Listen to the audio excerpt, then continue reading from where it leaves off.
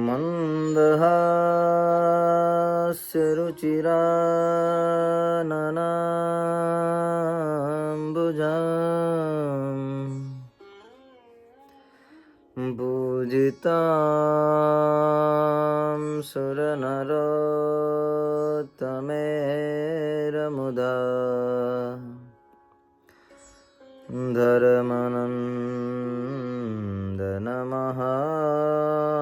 विचिन्तये।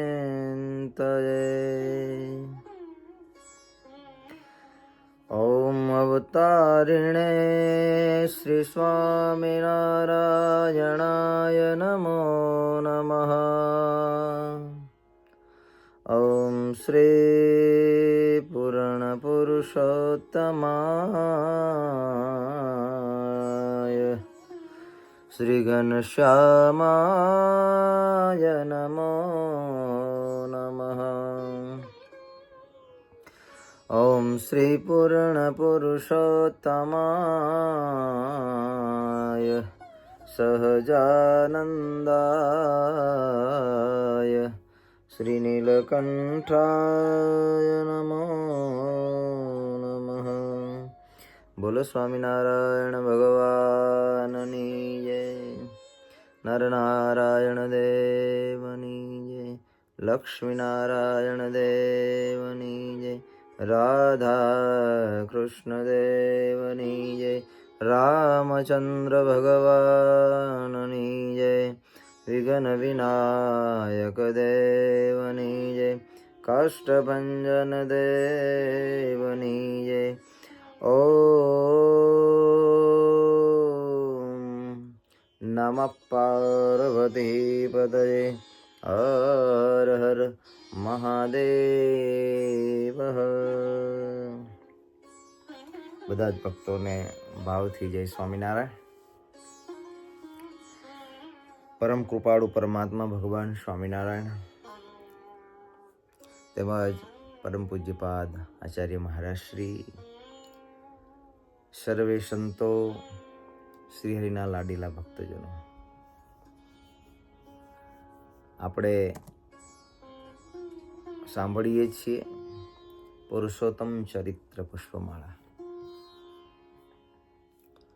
ભગવાનના અદ્ભુત ચરિત્રો જેનું શ્રવણ કરતા કરતા આપણે સાંભળ્યા કે ભગવાન સ્વામિનારાયણ મહારાજ તેરા પધાર્યા અને તેરાની અંદર ભગવાન શ્રી હરિએ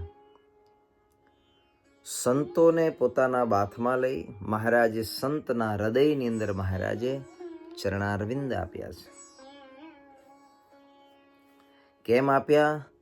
તો ભગવાનને ભગવાનના એવા સંત છે બહુ વહાલા છે. અદ્ભુત મહારાજે લીલા કરી છે. છેલ્લી કથામાં આપણે સાંભળી ગયા, ભગવાન જે જે લીલાઓ કરે છે એ લીલાઓને ભગવાનના સંત છે એ નિત્ય ને હૃદયની અંદર ધારણ કરે છે, એનું ધ્યાન કરે છે. અને એ ભગવાનના કથા વાર્તા કીર્તન કરતા થકા બધા જ સંતોને સમાધિ થઈ અને સમાધિની અંદર ભગવાનના દિવ્ય દર્શન થયા. એનું પણ નિત્ય ધ્યાન કરવું કે જે ભગવાનની લીલાઓ છે ને એ લીલાઓનું પણ ભગવાનના ભક્તએ ધ્યાન કરવું. મહારાજ તેરાની અંદર સંતોને એમની ભક્તિને વશ થઈને મહારાજ કીર્તન ગાતા ત્યારે સમાધિ કરતા, સમાધિમાં દર્શન આપતા. ખૂબ સત્સંગ થયો. મહારાજ તેરાથી આગળ ચાલી ભગવાન શ્રી હરિ માનકુવા પધાર્યા. માનકુવાના ભક્તજનો, અદા ભક્ત, ક્ષત્રિય ભક્તજનો, નાગજી ભગત, પ્રાગજી ભગત, નાથુ ભક્ત, શ્યામજી, કેશવજી, વશરામ ભક્ત, ઓકા ભક્ત, પ્રેમજી, મૂળજી ભક્ત, હરિજીવન, આ બધા જ ભક્તજનો મહારાજ માનકુવા પધાર્યા. ભગવાનનું ખૂબ ધામધૂમથી સામયું કર્યું. શું કામ ભગવાનનું સામયું થતું હતું? હજારો ભક્તજનો એ ભગવાન દિવ્ય રથ હોય, પાલખી હોય, હાથી હોય, એની પર ભગવાન બિરાજમાન હોય, વાજતે ગાજતે આવે. અનંત જીવોને એ પ્રભુના દર્શન થતા, લાખો મનુષ્યો ભગવાનમાં જોડાતા. બીજો કોઈ હેતુ નહોતો. આ ઉત્સવ સમયાનો હેતુ પણ એ જ છે, ભગવાન સાથે જોડાઈ જવાય. જે કરવા માટે આવ્યા છીએ એ વસ્તુ એ આવા ઉત્સવ સમયાના માધ્યમથી થાય છે. આટલા ખર્ચા કરીને મંદિર બનાવવાના, મંદિરમાં વર્ષો વર્ષ નિત્ય નિરંતર દિવસે દિવસે આ મંદિરની અંદર પૂજા પાઠ સેવા સત્સંગ કાયમ કેમ કરવામાં? અનંત કાળથી હું ને તમે જે ભટકતા આવ્યા છે ને એને ભગવાન સાથે જોડી દેવા છે અને ત્યાં લઈ જવા છે. આવો મહારાજનો હેતુ છે. એટલે ભગવાન આવા ઉત્સવો કરતા હતા.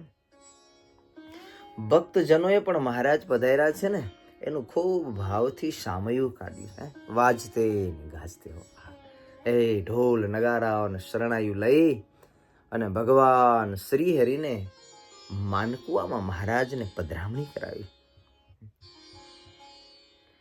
આ ભગવાનની લીલાઓની અંદર મનુષ્યો જોડાય એટલું જ નહીં, પણ સમયાની અંદર સંતો લખે છે, મહારાજનું જયારે સમયું ગાંઠ્યું ને, વાજતે ગાજતે પધરાવ્યા ને, પ્રભુજીને વધાવાને કાજ આવ્યો આકાશે શૂર સમાજ.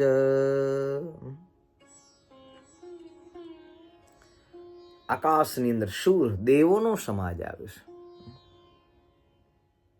દેવો પણ જોઈ રહ્યા છે. પણ એ દેવોના દર્શન કોને થતા હતા?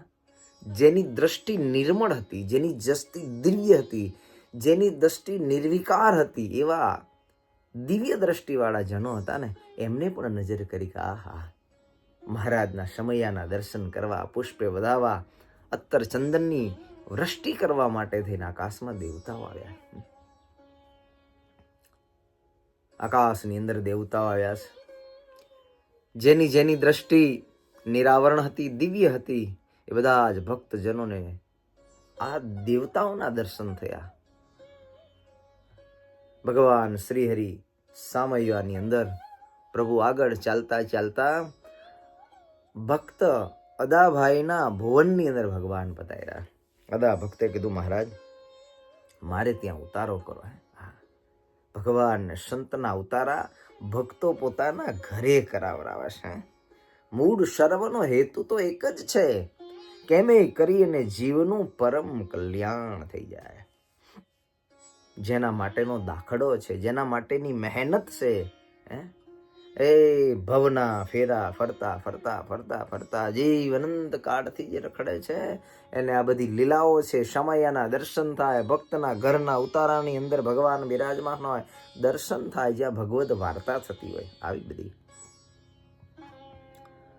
ભગવાન શ્રી હરિ અદાભાઈના ભવનની અંદર માનકુવાની અંદર ઉતારો મહારાજે કર્યો છે. ભગવાનના માટે સુંદર મજાના ભોજન બનાવ્યા છે. ભજીયા, દૂધપાક, વડા, વિવિધ પ્રકારના શાક વ્યંજનો બનાવ્યા. ભગવાન શ્રી હરિ સાંજનો સમય થયો છે.